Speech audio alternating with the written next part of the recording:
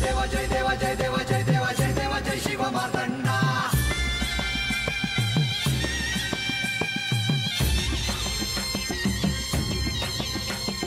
जय देवा जय देवा जय देवा जय देवा जय देवा जय शिव मार्तंडा.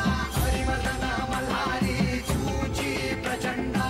अगडदुम नगारा सोन्याची जेजुरी देव गेले जेजुरा निळा घोडा. अगडदुम नगारा सोन्याची जेजुरी देव गेले जेजुरा निळा घोडा. पावमे तोडा कमरी कर गोटा बिगिर मस्तकी तुरा. खोबऱ्याचा कुटका भंडाऱ्याचा भडका बोल अहंकारा सदानंदाचा येळको. सदानंदाचा येळको. जय देवा जय देवा जय देवा जय देवा जय देवा जय शिव मार्तंडा. जय देवा जय देवा जय देवा जय देवा जय देवा जय शिव मार्तंडा. हरिवर्धन मल्हारी तुझी प्रचंडा. जय देवा जय देवा जय देवा जय देवा जय देवा जय शिव मार्तंडा. हरिवर्धन मल्हारी तुझी प्रचंडा.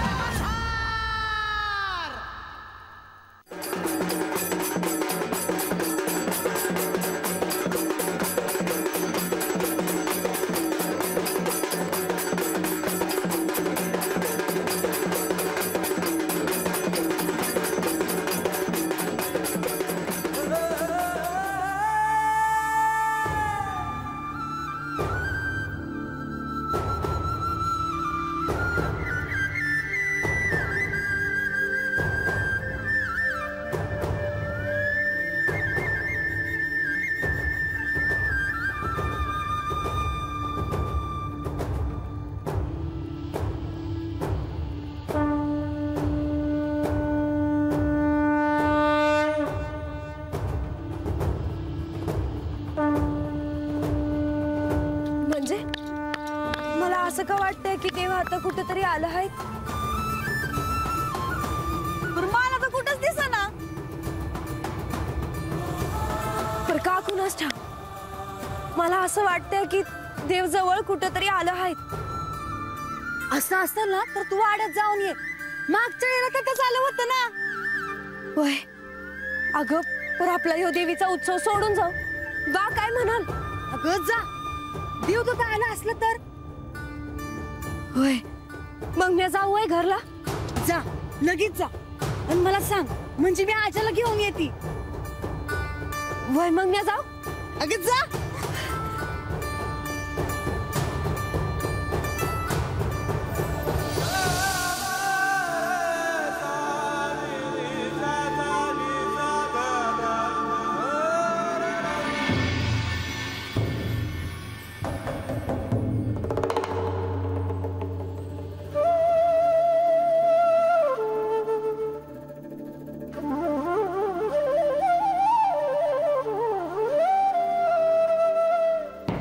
देवा तुम्ही कधी बी याल असं वाटतंय. मला तर वाटलं तुम्ही आला हायसा म्हणून मी धावत आले. पर तुम्ही नाही आला. तेव्हा तुम्ही कुठं हायसा. माझं मन मला सांगतंय तर तुम्ही आला हाय. मग मला का दिसत नाही. कधी एकदा तुम्हाला डोळं भरून बघते आहे आणि तुमच्या पायावर डोकं ठेवते आहे असं झालंय मला. तेव्हा तुम्ही जिथं असाल तिथून लवकर या. आता मी तुमच्या बेगर नाही राहणार. कसं सांगू मी तुम्हाला. आता मला वाट बघायला लावू नका देवा.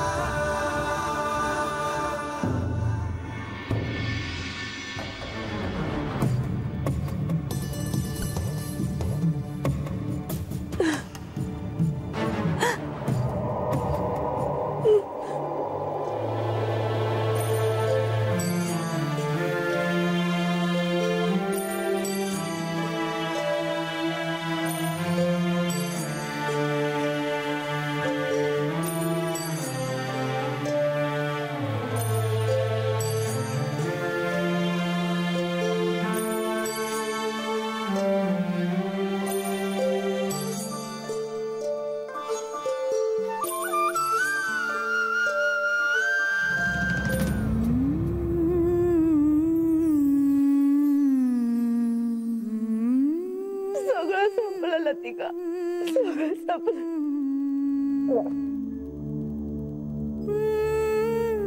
नाही माणसा, असा विचार नको करूस. देव नक्की परत येतील.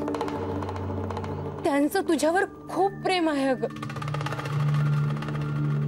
ते आणि तू एकमेकांशिवाय नाही राहू शकत. ते तुझ्याकडे परत येतील. नाही, मला आता या अशा भ्रमात जगायचं नाहीये. हे मला सोडून गेले आहेत आणि हेच सत्य आहे.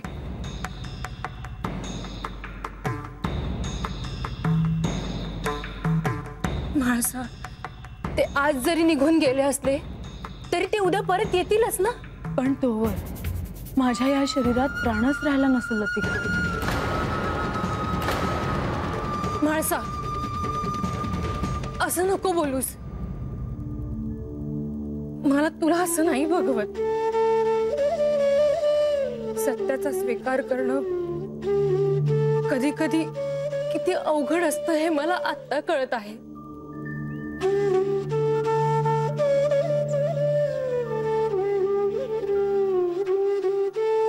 आणि आता हे सत्य घेऊनच मला जगायचे आहे.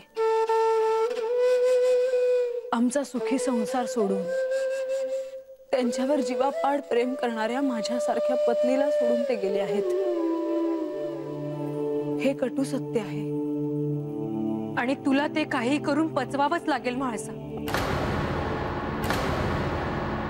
या जन्मात तरी मला ते जमेल असं वाटत नाही. लतिका, माझ्या असण्याला काही अर्थच नाही राहिला ग.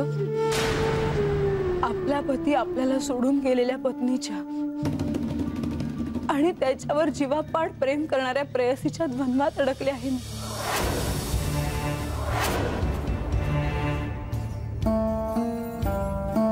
म्हाळसा, तुला स्वतःला सावरायलाच हवं.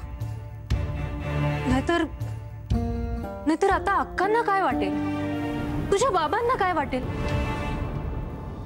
आणि त्या लोकांना काय वाटेल जे आजही जेजुरीकडे आशेने पाहत आहेत. तूच त्यांना आधार द्यायला हवा ना. त्यांना जेजुरीकडून आशा होती कारण हे इथे होते. त्यांचे आराध्य त्यांना सोडून गेले आहेत. माझेच आराध्य मला सोडून गेले आहेत, तर मी त्यांना काय आधार देऊ. म्हाळसा, असं खचून जाऊन काय हाती लागणार आहे सांग मला.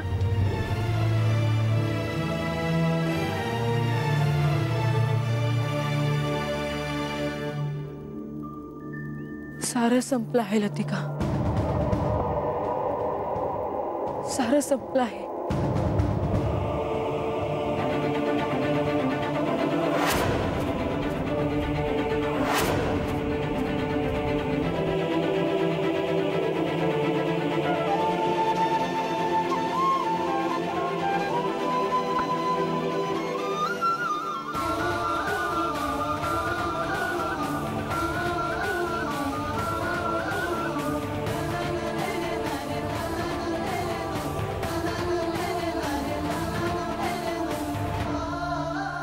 बानू, ह्या चंदनपुरीत मी तुझ्या घरापासून काही अंतरावर आहे. तुझं असणं मला जाणवत आहे, पण तुलाच कल्पना नाही की ज्याचं ध्यान तू दिवस रात्र करतेस, ज्याची तू एवढ्या आतुरतेने वाट पाहतेस, ज्याला भेटण्यासाठी तू एवढी व्याकुळ आहेस, तो खंडोबा तुझ्या अगदी जवळ आहे, हाकेच्या अंतरावर.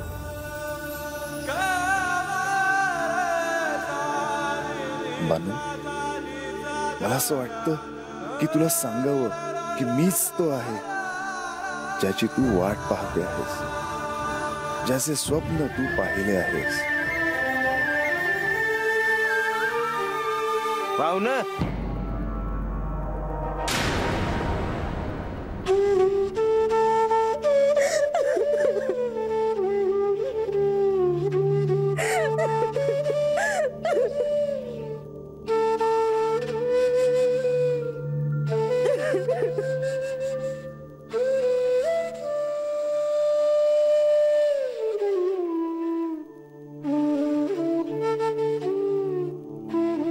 म्हाळसादेवींना भेटून आलीस? कशा आहेत त्या आता? सगळ्यातूनच मन काढून घेतलंय तिने. देवांच्या आठवणीतच हरवली आहे. त्यातून ती बाहेर येतच नाही. खूप हताश झाली आहे. श्री खंडेरायांना शाप दिल्याचा त्यांना त्रास होत असणार. आपली चूक झाली असेल असंही वाटत असणार त्यांना. पण देवी, आता म्हाळसाने यातून बाहेर यायला हवं. आपण त्यांना वेळ द्यायला हवा लतिका. आता ह्या क्षणी त्यांना आधाराची गरज आहे आणि आपण सगळ्यांनी त्यांना ह्यातून बाहेर काढण्यासाठी प्रयत्न करायला हवे. त्यांचं मन जपायला हवं. आणि तिला एकटीलाही सोडायला नको, नाहीतर या सगळ्यात गुरफटून घेईल ती स्वतःला. हो, मी त्यांना भेटायला जाणारच आहे. परंतु लतिका, अशा प्रसंगी त्या कोणापाशी आपलं मन मोकळं करतील हे सांगता येत नाही. तू त्यांची बालसखी आहेस. तू त्यांची अधिक काळजी घे. होय देवी. काही वेळानं तू स्वतः त्यांच्यासाठी जेवण घेऊन जा. देवी, ती नाही खाणार काही. मला ठाऊक आहे, परंतु आता त्यांचं शरीर स्वास्थ्य जपणं देखील महत्वाचं आहे. घडलेल्या प्रकारांना त्या अगदी थकून गेल्या आहेत आणि आपण हे देखील विसरता कामा नये की हा जेजुरीचा सगळा राज्यकारभार आता त्यांनाच सांभाळायचा आहे. त्यांनी भोजन केलं नाही तर त्यांना किमान फलाहार तरी दे. होय. आणि तू स्वतःला देखील जप. येते.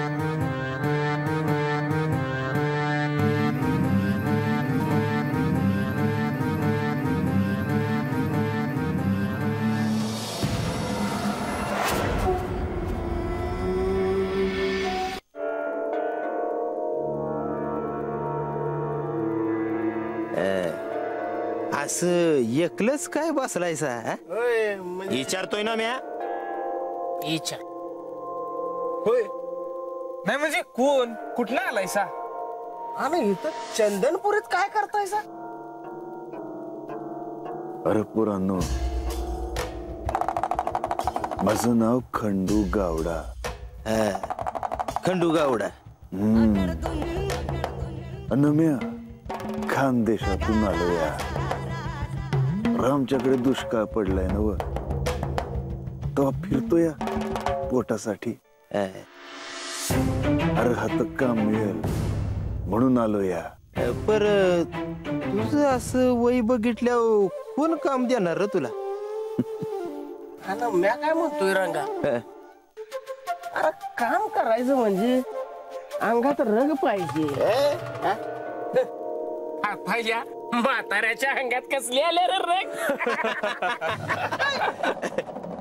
दमा काय बाबा, सोड. राहू दे.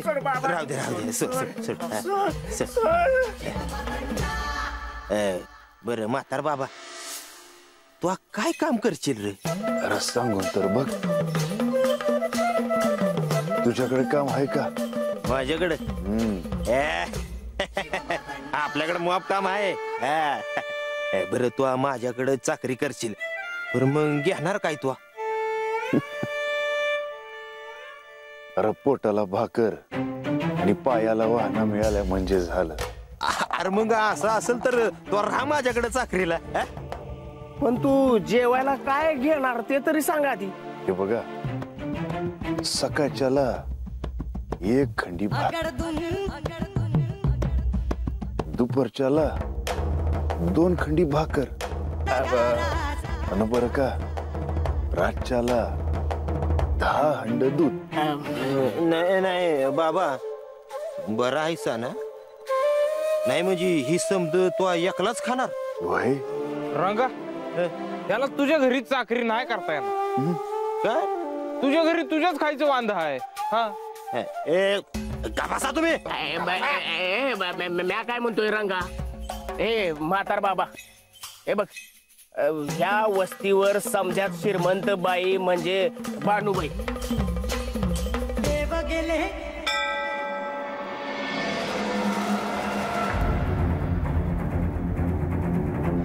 काय म्हणत होते लक्ष्मी देवी? आणि तुझे डोळे असे ओले काय? अक्का, मी आता म्हाळसाला भेटून आले. तिच्याकडे बघवत नाही. ती एकटी पडली आहे. देवांच्या आठवणीतून ती काही केलं बाहेर येतच नाही. हे सांगत होतीस तर तू लक्ष्मी देवींना? हो, आणि त्यांना देखील असंच वाटत आहे की आपण साऱ्यांनी प्रयत्नपूर्वक म्हाळसाला यातून बाहेर काढायला हवं. हे आम्हालाही कळतं म्हणावं. माझ्या पोटची पोर आहे ती. तिला दुःखी कशी ठेवेन मी? मी काहीही करेन, पण तिला यातून बाहेर काढेन. पण अक्का, हे सारं लवकरात लवकर करायला हवं, नाहीतर म्हाळसा अक्षरशः कोसळून पडेल. कळतंय का तुम्हाला?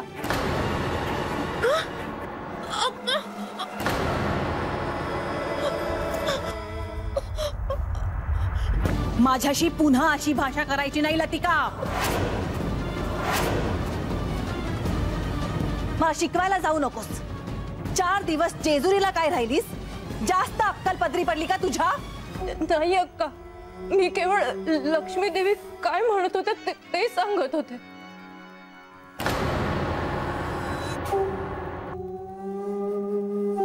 अजून काय म्हणत होत्या लक्ष्मी देवी?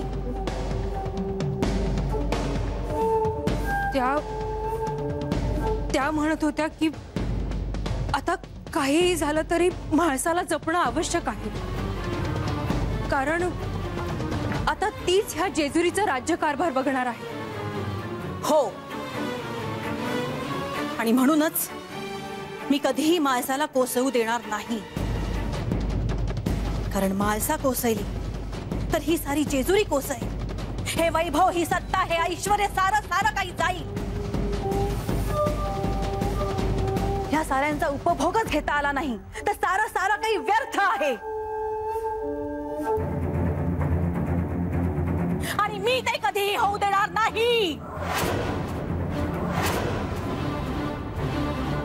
माझ्या मुलीच्या हातून सारं निसटताना पाहून मी स्वस्थ बसणार नाही लतिका. तिच्या भल्यासाठी, या सत्तेसाठी, या साम्राज्यासाठी मला पुन्हा तिला खंबीरपणे उभं करावंच लागेल.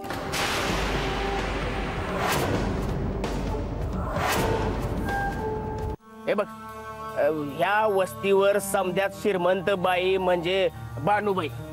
तू असं कर, सरळ तिच्याकडे निघून जा बरं. हा बाबा बानू, पाहिजे तर मी ओळख करून देतो.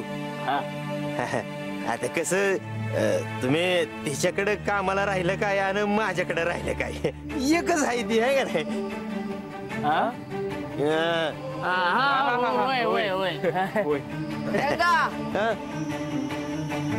अरे काय घरदार हाय का नाही तुला? इतकी रात झाली तरी बी तू हट्टच.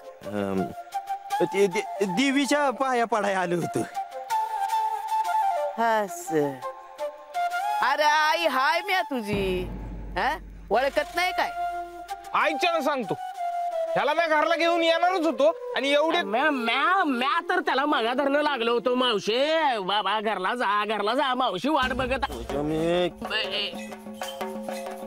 ती ही पाहुणं आल्या, ती वस्ती वाग, त्यासनी भेटाय आलो होतो.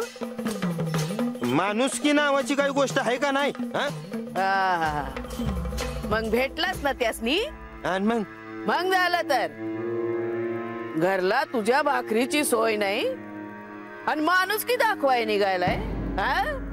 चल घरला. माय अगं गोनीपूर हायो, काळजी घे त्याची. वय काय तुला कळलं बाबा? परवस्तीवर कुणाला बी कळलं नाही. भाकरी आलू काय? नाही नग, जा घरला जा. चला येतो बर का बाबा. भेटू सकाळच्याला उजाडल्या. ए चल चला.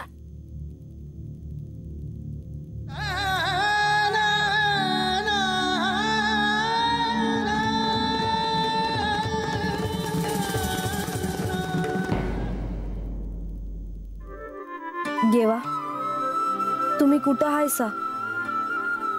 माझं काळीज नुसतं धडधड करतंय. सारखं असं वाटतंय की तुम्ही जवळच हायसा, पर दिसत बी नाही तुम्ही. असं का होतंय मला? बानू, ये बानू, झालं का भाकऱ्या करून? अरे कवा धरणं वाट बघती मी तुझी. चल हात पाय धुवून घेऊन बस मोर, गरम गरम भाकऱ्या वाढते. अगं गावदेवीचा उत्सव आहे ना, तेव्हा गावदेवी मोर दिवा लावून आलो बघ. अरे पर इतका येळ?